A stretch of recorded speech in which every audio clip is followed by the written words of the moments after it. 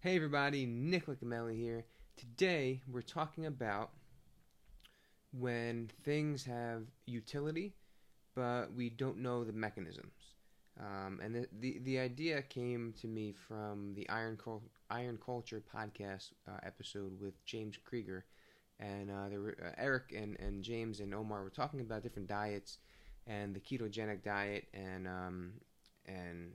Eric brought up the idea of things having utility, but the mechanisms are incorrect or wrong, and it's so true for something like the ketogenic diet, where if you eliminate carbohydrates, you may lose weight, right? But is that because of the lack of carbohydrates, or is it because now you're eliminating an entire food group, right? And you're essentially uh, clearing your kitchen of things that you would normally eat or overeat on. So maybe the fact that you are not eating carbohydrates, maybe it's just decreasing your overall daily caloric intake, right? It may not be anything innately special about the lack of carbohydrates.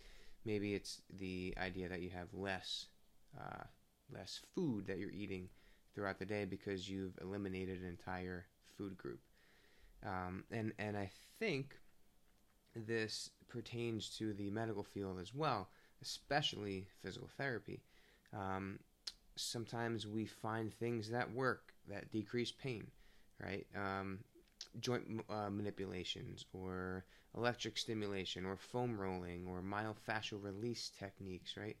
These things have been found to decrease pain, right? So there is utility in what we observe, but the mechanisms are unclear, right? And so that opens the door to false narratives, and then it bases treatment plans on these false narratives.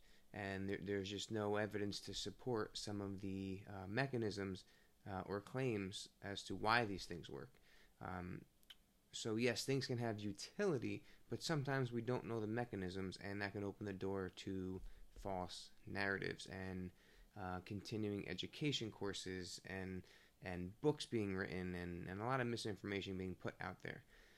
That being said, um, just because we don't know the mechanisms doesn't mean that there is no utility, right? So just because we don't know uh, specifically why foam rolling works, we have an idea that it's like a global decrease in muscle tone.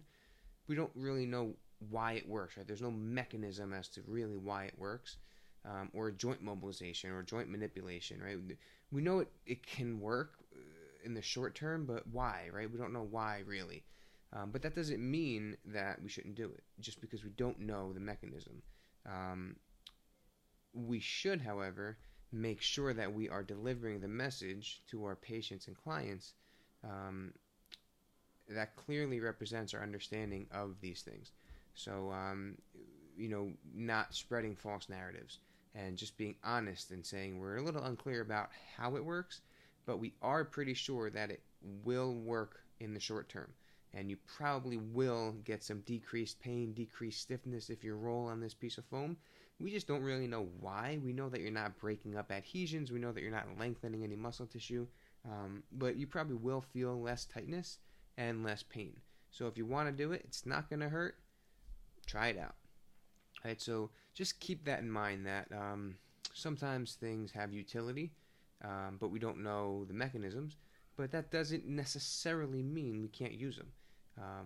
Just as long as we're relaying the honesty to our patients and clients, those things can be useful. So hope this helps. Thank you, as always, Eric and Omar and the Iron Culture podcast for bringing this stuff up. And yeah, it's a another great episode. All right, so thanks a lot. I hope this helps. Be sure to like, comment, subscribe if you want, and we'll see you next time.